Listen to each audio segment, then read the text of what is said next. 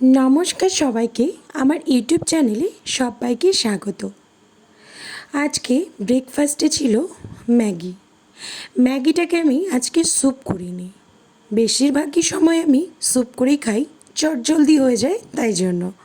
आजके आमी करेछिलाम मैगीटाके चाउमिनेर मतो फ्राई करे।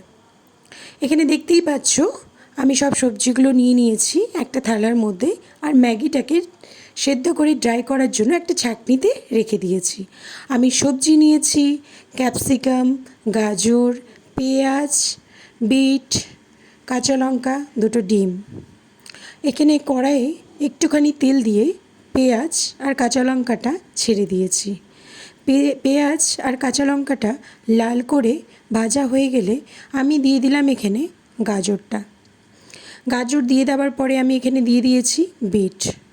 একে একে আমি সব সবজিগুলো অ্যাড করলাম, যেমন কি দিয়ে দিয়েছি আমি ক্যাপসিকাম।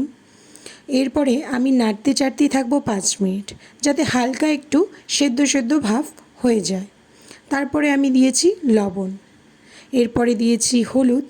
ভালো করে 5-10 মিনিটের মতো এখন আমি এই সবজিগুলোকে ফ্রাই করব।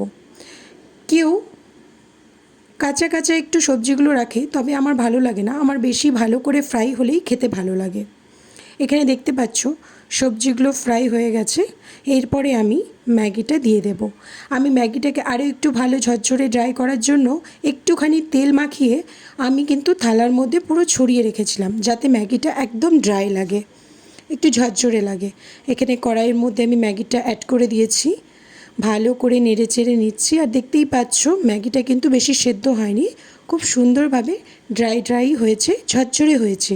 কারণ কি আমি থালার মধ্যে পুরো ছড়িয়ে রেখেছিলাম, এই জন্যই।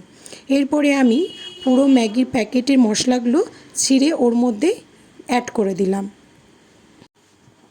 এরপরে আমি 10 মিনিটের মতো ম্যাগিটাকে ভালো করে নেড়ে চেড়ে ফ্রাই করে নেব।